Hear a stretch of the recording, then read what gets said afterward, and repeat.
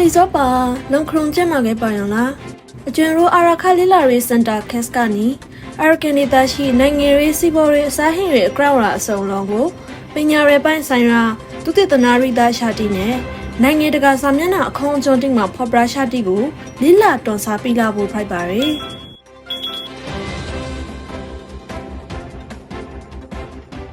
ဒီတစ်ခေါက်ဗီဒီယိုမှာတော့2024 August မှာ Casca ထုတ်ပြန်ထားတဲ့သူတည်တနာစာဆောင်ကိုတွန်စားပြလာဖို့ဖိုက်ပါရယ်သူတည်တနာစာဆောင်ခေါင်းစဉ်ကတော့လူမျိုးရေးတော့မှမုန်တီနွန်တာလာတလားအာရကန်ဒေတာတော့လူမှုတဟဇာတာဟိမိုဆိုင်ရာမိခွန်းတီကိုလေးလာဆန်ဆိုင်ခွန်ဖိုက်ပါရယ်ရခိုင်ပြည်လူသေးများတွေအာရကန်ဒေတာတွေဘင်္ဂလားပုံရောရှိဖမှရှိပြီးမြန်မာနိုင်ငံရဲ့ခရသောဒေတာတီကိုရခိုင်ရိုမာတောင်နဲ့တခြားတိဆက်လျက်ရှိပါနာနိုင်ငံရေးရှုပ်ထွေးတီနဲ့မဟာဗျူဟာအပရိုင်မူတီရှိတွေဒေတာတစ်ခုဖိုက်ပါရယ်ရခိုင်ပြည်လူဦးတွေ3.2တန်တီမှာခောက်စီရခိုင်နှုံးတွေဗုဒ္ဓဘာသာဝရခိုင်လူမျိုးတီဖိုက်ပြီးကရိုဟင်ဂျာလူမျိုး3စီရခိုင်နှုံးဗုဒ္ဓဘာသာခရစ်ယာန်ဘာသာနဲ့နေကိုကွေရှောင်းလူမျိုးအစ္စလာမ်ဘာသာကိုယ်ရလူမျိုးစုကမဲလူမျိုးတီနဲ့အခရတော်မျိုးနေစုမတီဖတ်တီမရူခမီဒိုင်နာမရမာကီစာတန်ထရလူမျိုးစုစုပေါင်းစီရခိုင်နှုံးကျော်နေထိုင်နေရရှိခဲ့ပါတယ်ရခိုင်နဲ့ရိုဟင်ဂျာလူဖွဲ့စည်းတစ်ခုကလူမျိုးရေးတောင်းပမှုဆိုရမိခွန်းတွေအာရကန်ဒေတာမှာတမန်ရောင်းကနေညမောက်ခိုက်ကာလာအထီကိုသာရောက်နေမိခွန်းဖိုက်ပါတယ်ရခိုင်နဲ့ရိုဟင်ဂျာနှစ်ဖားလူဖွဲ့စည်းတွေမတူညီတွေတမန်ရောင်းဆိုင်ရာအမတော်ဒီကိုဆွေးကင်ထားဆိုကိုတွေ့ရပါတယ်ရခိုင်လူမျိုးတီအမတော်မှာရိုဟင်ဂျာကြီးတွေဗြိတိရှအုပ်ချုပ်ရေးကာလာအတောင်ဖီပရောင်းဝရောက်လာတွေဘင်္ဂလီလူမျိုးတီလို့မလို့ခဲ့ပနာရိုဟင်ဂျာလူမျိုးတီရဲ့ဇက်ဂရောင်းတီတွေသူတို့တွေရခိုင်ပြည်တော်မှာကာလာကရာရီတရှိလာဗနာထားတဲ့တိုင်းဝါသားဖိုက်တဲ့ဆိုတဲ့အမတော်အပေါ်မှာအခရိခံပါတယ်။ဒီဗမျိုးမတူညီတွေတမိုင်းဆိုင်ရာဇက်ဂရောင်းတီအမတော်တီတွေနဖားလူဝေးစီကရထဲမှာမယုံဂရမူတီကိုတူမရစီခါဗနာလူမှုသားဇာတာဖိုက်ဖို့အတော့စင်ခေါ်မှုဖိုက်စီပါတယ်။2010က2020အထိမြန်မာနိုင်ငံရဲ့အခွန်အကြောင်းမှာရေကောက်ပွဲဆိုင်ရာငုံခုံမှုတီလူမျိုးရေးဂရန်ဖာမှုတီအာရခတ်တက်တော်အေနဲ့အာရကန်ရိုဟင်ဂျာကေတိုရီတက်မတော်ရူပိုင်မျိုးလာနက်ကိုင်အခွေတီထွန်းကားလာစောတီ2009လူမျိုးရေးပဋိပက္ခနဲ့2010ဖောက်စစ်ခနိုင်ရိုဟင်ဂျာအကျဲတေရူပိုင်မျိုး priority ကလူအဖွဲ့အစည်းတီပြထေမှာပူပြီးကွေးပရမှုဖိုင်လာဗနာနဖားလူမျိုးစုတီအတော်လေး frontary အကျိုးသားရမှုတီဖိုက်ပေါ်နေစီခါပါတယ်2020ရေကောက်ပွဲနဲ့2020တိုက်ဆိုင်အာနာသိန်းစော်လို့ဆိုလို့ရှိခါကြီးစင်ခေါ်မှုတီကိုပို့တိုးလာစီမနာနိုင်ငံရေးအခွန်အကျော်အရီနဲ့အတူလူမျိုးရေးတော့မှမိုးတွေမွန်တလာလာဆိုတဲ့မိခွန်းကိုသူတည်တနာစာဆောင်မှာလေးလာထားဆိုဖိုက်ပါတယ်ကောင်းစဉ်ကိုအပိုင်း3ပိုင်းနဲ့တော်စားပြလာဖို့ဖိုက်ပါတယ်အခုပထမအပိုင်းမှာတော့လို့ရှိခါကြီးသမိုင်းနောက်ခံအဂရောင်းရာကိုတော်ပရာလာဖို့ဖိုက်ပါတယ်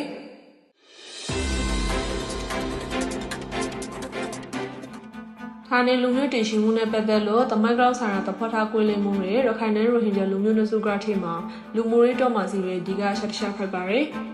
ဒေါက်တာကျော်မောထွန်ရေးဆွေးနွေးချက်ကိုကိုကာရာကြီးအာရခင်ပရီမှာတမိုင်းနောက်ခံကာလာတွေကရိုဟင်ဂျာလူမျိုးတည်ရှိမှုနဲ့ပတ်သက်လို့၄ခုဟင်းတွေလို့ပြောထားပါတယ်ပထမရှအနေနဲ့ခနိုင်ရာဇူမှာအာရဒေတာကမောတာတပါတွေဘောင်ကနေစဲမြောက်ပိုင်းအာရခင်ကရိုတဲ့ငိုရောက်လာရီလို့ဆိုပါတယ်ဒုတိယရှာအနေနဲ့ရှိုင်းရာဇူမှာအာရဲကုန်တင်တီသုံးဖော်ပြလာတဲ့အတော်ကမွတ်စလွန်တီအာရကန်ဒေတာကိုရောက်လာတယ်လို့ဆိုပါတယ်တတိယပရဆိုရှာကပရီရီအာရကန်ဘရောမွန်ဆောမွန်ကိုဘင်္ဂလားဘရွန်တပါကခရိုင်နိုင်1430ခုနိုင်မှာပရင်လိုနဲ့တော်ရင်အရှင်ခါမှာဘင်္ဂလားဘရောမှာပါလာတဲ့မွန်စလွန်စိုက်တီအာရကန်ဒေတာကိုရောက်လာတယ်လို့ဆိုခဲ့ပါတယ်လေဗယ်လေးအရှာကစေခရောက်ရာဇုနဲ့စေခနိုင်ရာဇုမှာဘင်္ဂလားကိုအာရကန်ဘရောအုပ်ချုပ်တဲ့အခါမှာအာရကန်ဘရောနိုင်ငံမှာမွတ်စလင်တီပြင်းနေလာတယ်လို့ဆိုခဲ့ပါတယ်ဒီကလေးတော့တခါတစ်ဖက်မှာရခိုင်လူမျိုးတမိုင်းပညာရှာတော်သားအေရှင်ကအာရကန်မှာရှိတဲ့မွတ်စလင်တီနဲ့ပတ်သက်လို့အုပ်စုလေးစုခေခရပြထားပါတယ်ယောဟန်တီကပထမဆုံးတစ်ခုအနေနဲ့မေယူဒေတာကစိုက်တကောင်းပေါ်ကလေးအုပ်စုနောက်တစ်ခုကမရာဥခိုင်ခရိုင်နိုင်ထောင်လေးရာ30ခုနိုင်ကနေထောင်ခနိုင်ရာရှိုက်စီလေးခုနိုင်တီအာရကန်ဒေတာမှာရှိတဲ့မွတ်စလင်တီကနေဆွန်သားလာတဲ့အုပ်စုတီဖိုက်ပြီးကသူတို့တီရဲ့အခုမရာဥနဲ့ကြောက်တော့မျိုးနဲ့ရောမာနေထိုင်နေရရှိလို့ဆိုထားပါတယ်တတိယတအုပ်စုက Red Bridge ကမွတ်စလင်ကုန်တီကဆွန်သားလာတဲ့ရခိုင်မျိုးနေစုဝကမဲလူမျိုးတီအုပ်စုနောက်တစ်စုကဗမာဘရွန်က1984ခုနှစ်မှာအာရကန်နိုင်ငံကိုသိမ်းပိုက်ပြီးတဲ့အခါဖ Authentic ခရိုင်ကိုကျူးကျော်စဉ်ကရှင်ထားခါတွေဗမာပြည်အလီပိုင်းမေဒုဒေတာကမွတ်စလင်တွေအုပ်စုဆိုမနာဖိုက်ပါတယ်။ရွှေသောလေးလာမူဒီအရာရခိုင်ဘာကိုဇောင်းပြီးရေပရဆိုရှာတီကဗြိတိရှ်ကိုလိုနီခိုင်စေခိုရာဇုန်နဲ့နစီရာဇူအတွက်မှာစိုက်တကောင်တာတီအာရကန်ဒေတာကိုအစူလိုက်ပုံလိုက်ဝင်ရောက်လာတဲ့တော့ ground ကိုထောက်ပြမနာတပားမှာရိုဟင်ဂျာဘာကိုဇောင်းပြီးရေပရဆိုရှာတီကဟိုရှိခိုင်ရိုဟင်ဂျာတီတွေအာရကန်ဒေတာနေရှိလာအောမကြားတော့ခေါင်ကလေးကနေထိုင်ခါခဲ့တဲ့ဆိုပနာအသာပြီးပြီးရဲ့အခိုင်မှာပရဆိုခဲ့ပါတယ်ပညာရှင်တချို့ကလည်းနဖားစလုံးကပရဆိုနေနေတမိုင်းနောက်ခံဆွေးနွေးရှာတီတွေမြေကဲမုံမရှိကောင်းနဲ့ရုပ်တိမရှိဆိုပနာထောက် progress ဆိုတရှိပါတယ်အရာတီကိုဂရီခွန်အပွန်တမိုင်းနောက်ခံနဲ့ပတ်သက်လို့ဆွေးနွေးခဲ့တဲ့အခါမှာအပရန်လန်ဘေးပေးထားလို့စိန်နဲ့ဖြာစီလို့စိန်ရှိကောင်းကိုဖော်ပြနေပါတယ်ရေတော်နဲ့တမိုက်ကောင်ဆန်ရာအကွေးအပရိအလွေတီကောင်ဒေတာတော့မှာလူမှုတဟဇာတာတိဆောက်ရေးမှာအဟံတာတခုဖိုင်းနေဆိုကိုလေးတွင်းနိုင်ပါတယ်ရခိုင်ရိုဟင်ဂျာတော့မှမူရဲ့အဓိကနောက်တစ်ချက်ကရိုဟင်ဂျာလူဦးတွေနဲ့အမေနာမအပေါ်မှာမင်းခွင့်တရှိနေစော်လေးဖိုက်ပါတယ်ဗြိတိရှ်ခိုင်မှာစိုက်တကောင်သားတွေအများကြီးပြောင်းဝင်လာမှုကရခိုင်လူဦးတွေကိုလူဦးတွေရခိုင်ခေါက်တွေပုံစံမျိုးဖိုက်လာစော်ကနေရိုဟင်ဂျာလူအုပ်စုတစုကမြေပုံမရုံးနေရရှောင်းရောရခိုင်ရောလူဂရီနဲ့သူ့အကိုကိုတဲဖရက်စော်ကနေအကရဖာမူတီတွေတဟုန်ထိုးပြန်နေလာဟာတွေဗီဒိုရှိခါကေအာရကန်မောင်ပိုင်နဲ့အလီပိုင်းမှာ1942ခုနိုင်လူမျိုးတွေအကရဖာမူအဖိုက်ကိုရောက်ရှိလာခါပါတယ်တချို့လေးလာလူတွေကလူမျိုးတွေအကရဖာမူတွေဗြိတိရှ်တွေကဗုဒ္ဓဘာသာကိုယ်ဝင်လုံးနဲ့အစ္စလာမ်ဘာသာကိုယ်ဝင်တဲ့အတိုင်းဝိုင်းတစ်ခုကထဲမှာလူမျိုးစီဝရရာကိုယ်ပရဆိုကိုအခေါ်ကောင်းယူနာအတိုင်းဝိုင်းတစ်ခုကမှာတိကွေးစီဘောတော့ရိုဟင်ဂျာတွေကို We Force Volunteer Force ဖွဲ့စည်းပြီးစော်ကနေစာရီလို့ဆိုခဲ့ပါတယ်တပေါ်တာပွေလမှုတကူကအာရကန်နဲ့ရိုဟင်ဂျာစကလုံးတေးကိုသူတို့ရဲ့အသုံးအနှုန်းနောက်ခံအကရောင်းဝတီဖိုက်ပါတယ်ရေဘူးရအပရောဆိုရရှိခါကေရခိုင်တီကကြောက်ဆနဲ့ခရီလာရမဲတဲရိုပိုင်မျိုးခိုင်မာရီတာတိတီကိုအခရိခံပြီးကေအာရကန်ဆိုရစကလုံးတွေဝီတာလီခိုင်ရှိုင်ရာဇူနောက်ပိုင်းနဲ့ဥရောပခရီတီတီမဲသက်တွန်လာရလို့ဆိုကလေးတော့တဖားမှာရိုဟင်ဂျာဖာဇောက်ပီရီပရိုဆိုရှာတီက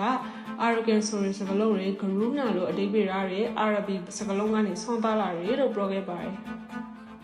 အခုအခါမှာကုလသမဂ္ဂအပါအဝင်နိုင်ငံတကာအဖွဲ့အစည်းတွေကမိမိကိုယ်ကိုတားပိတ်ခံပိုင်ခွန်အရာရိုဟင်ဂျာဆိုတဲ့အမိန်နာမကိုသုံးဆွဲနေကြတော့ရခိုင်ပြည်သူတွေကရိုဟင်ဂျာဆိုတဲ့စကားလုံးကိုသုံးဆွဲရဲတမိုင်းဆိုင်ရာလွှဲချော်မှုဖိုက်တဲ့အပရုံမှာဗြိတိရှ်ကိုလိုနီအုပ်ချုပ်ရခိုင်မှာအစူလိုက်အပရုံလိုက်ဝန်ရောင်းလာတဲ့ဆိုအရှားကိုမြားခွေပူထားပါနာရိုဟင်ဂျာတီရဲ့အာရကန်နေမျိုးကိုပိုင်ဆိုင်လို့စိတ်ကိုနိုင်ငံရေးရာအပရိယာရောက်တီလို့ဆိုပါနာရိုဟင်ဂျာဆိုတဲ့စကားလုံးကိုခေါ်ဝေါ်သုံးဆွဲဖို့တော်လို့ဆိုခဲ့ပါတယ်ဒီတော့နဲ့အာရကန်ဒေသမှာအပိုင်းဝိုင်းတစ်ခုပြထင်းမှာအတူတကွရှင်တင်းနေထိုင်ရင်းနဲ့တဟာဇာတာဖိုက်ဖို့အတွက် grouping ရဲ့အခါမှာလူဦးတွေနဲ့အမိန်နာမသားတဲ့လက္ခဏာတည်ရှိမှုဆိုင်ရာမိခွင့်ကလည်းခရီးမရဲ့အဟံတာတစ်ခုဖိုက်နေပါတယ်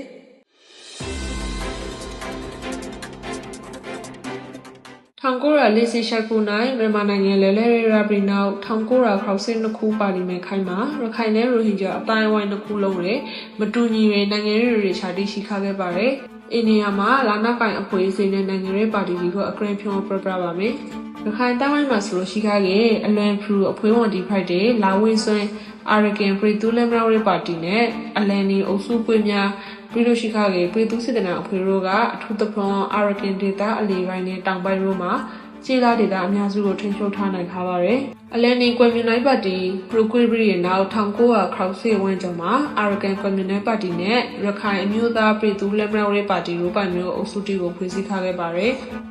ရခိုင်လာနာကိုင်နှစ်ဖွဲ့ဖိုက်တဲ့အာရကန်လဲလဲရေးအဖွဲ့နဲ့ရခိုင်ပြည်လက်မတော်ပါတီတို့ကို1969ဝန်းကျင်နဲ့1990ဝန်းကျင်တို့မှာဖွဲ့စည်းတည်ထောင်ထားခဲ့ပါတယ်။1965ခုနှစ်မှာရခိုင်လာနာကိုင်အဖွဲ့ဒီ Friday အဖွဲ့3ဖွဲ့ကမဟာမိတ်အတိုင်းဖွဲ့ပြီးခင်ရခိုင်ပြည်အမျိုးသားညီညွတ်ရေးတပ်ဦးကိုဖွဲ့စည်းထားပါတယ်။1990ခုနှစ်မှာတော့ရှိခါခဲ့ခိုင်ရာသာဦးဆောင်ရေးရခိုင်တပ်မတော်ကိုဖွဲ့စည်းထားပါတယ်။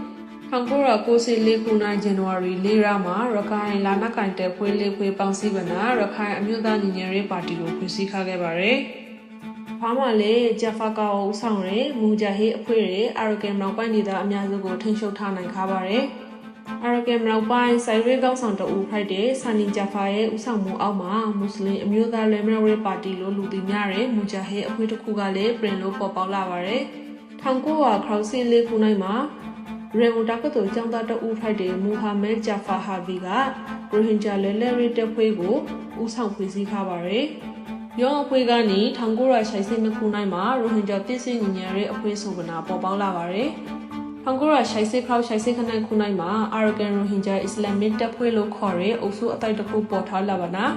အာရကန်လဲလဲရတဲ့ဖွဲ့နဲ့အာရကန်ပြည်စင်ညီညာရေးတပ်ဖွဲ့တို့ရဲ့အကွေးပရိကတိမှာမဟာမိတ်တစ်ခုအဖိုက်အနေနဲ့ပေါ်ပေါက်လာပြီးမွတ်စလင်ကိုပဲအုပ်ချုပ်ခွင့်နေမရာရှိဖို့အတော်နဲ့တောင်းဆိုထားခဲ့ပါတယ်။1995ခုနှစ်မှာအာရကန်ရိုဟင်ဂျာအစ္စလာမစ်တပ်ဖွဲ့နဲ့ရိုဟင်ဂျာပြည်စင်ညီညာရေးတပ်ဖွဲ့တို့ကရိုဟင်ဂျာအမျိုးသားမဟာမိတ်အဖွဲ့ဝင်အဖိုင်နဲ့ဖိုင်လာခဲ့ပါတယ်။၃နိုင်အကရာမှာပူရီကကြေပရဲရိုဟင်ဂျာအမျိုးသားကောင်စီနဲ့လာနာကိုင်အဖွဲ့ဖိုက်တဲ့အာရကန်ရိုဟင်ဂျာအမျိုးသားအဖွဲ့ကိုဖွဲ့စည်းထားခဲ့ပါတယ်။2000ခုနှစ်မှာရခိုင်အမျိုးသားညီညွတ်ရေးပါတီနဲ့အာရကန်ရိုဟင်ဂျာအမျိုးသားအဖွဲ့တို့